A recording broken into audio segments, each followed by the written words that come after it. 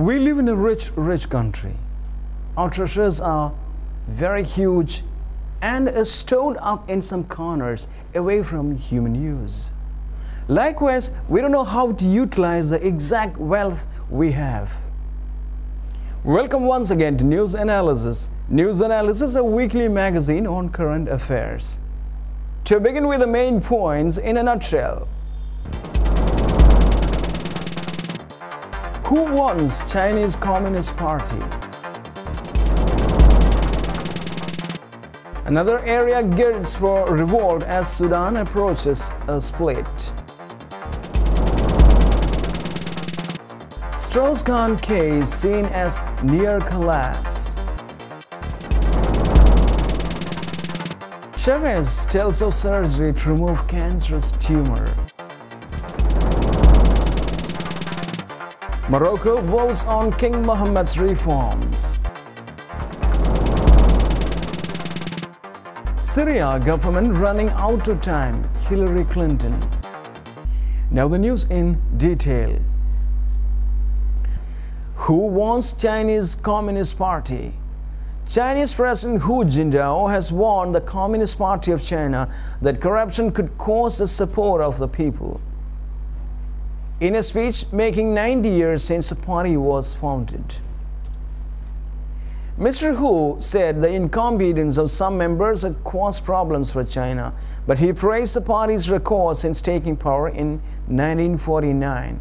The party has orchestrated hundreds of events for the anniversary, including a flag-raising ceremony in Beijing attended by thousands of loyalists.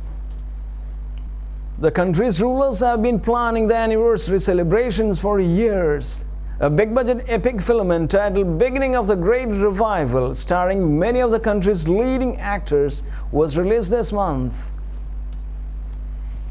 And TV stations were ordered months ago to ditch light programs such as detective dramas and replace them with coverage of patriotic events. But the authorities have also launched their biggest crackdown against dissidents in almost 20 years. Activists and lawyers have been detained and religious groups have been suppressed. In his 90-minute speech, Mr. Hu acknowledged that the party had made mistakes in the past. But much of the address concentrated on the achievements of the party in revolution, development, and reform. He warned that the party was confronted with growing pains and that the incompetence of some members of their being divorced from the people had created problems for the country. Corruption will cost the party the support and trust of the people, said Mr. Hu, who is due to step down as party leader next year. We must not turn our power into an instrument for making personal gain for a handful of individuals. It's more urgent than ever for the party to impose discipline on its members. The party has been waging a campaign against corruption for years, with senior officials among those to have been executed for corrupt practices. Recently, China's central bank has estimated that more than $120 billion had been stolen by employees of state-owned firms since mid-1990s. 女士们、先生们、同志们、朋友们，新年钟声即将敲响，人类就要进入2011年。在这辞旧迎新的美好时刻，我很高兴通过中国国际广播电台、中央人民广播电台和中央电视台，向全国各族人民，向香港特别行政区同胞、澳门特别行政区同胞、台湾同胞和海外侨胞，向世界各国的朋友们致以新年的祝福。2010年对中国人民来说是很不平凡的一年。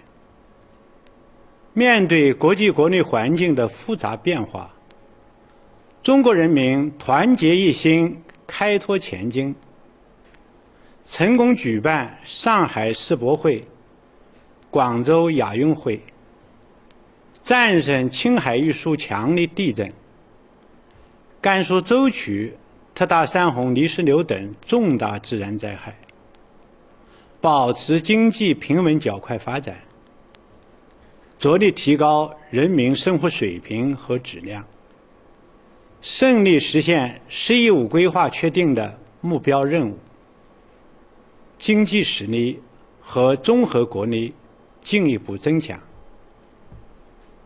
中国加强同各国的友好合作，积极参与应对国际金融危机、气候变化、核安全等问题的国际合作，发挥建设性作用，为促进世界和平与发展做出了新的贡献。在这里，我谨代表中国政府和人民 Another area Girds for revolt as Sudan approaches a split. Children with shrapnel wounds lie on metal hospital cots. Thousands of others have been huddling in caves of stony riverbeds, fleeing the fighter jets and bombers prowling the skies. Villages are empty, fields unplowed. At the faintest buzz of a plane, people scatter into the bush in a panic. Just lie flat or you could get killed, warned Nogawa Musa Konta, the director of a local aid organization, as a plane growled closer. Despite an agreement signed only days ago to bring peace to this part of central Sudan, it seems to be sliding inexorably towards a war. Young men here in the Nuba Mountains are being mobilized into militias, marching into the hills to train. All the cars in this area, including humanitarian vehicles, are smeared with thick mud to camouflage them from what residents describe as unrelenting bombings. And opposition forces vote to press their fight until they win some form of autonomy, undeterred by the government's push to stamp them out. It's going to be a long war, said Ahmed Zakaria, a doctor from Nuba Mountains who recently quit his job to become an opposition fighter. We want a secular, democratic state where we can be free to rule ourselves.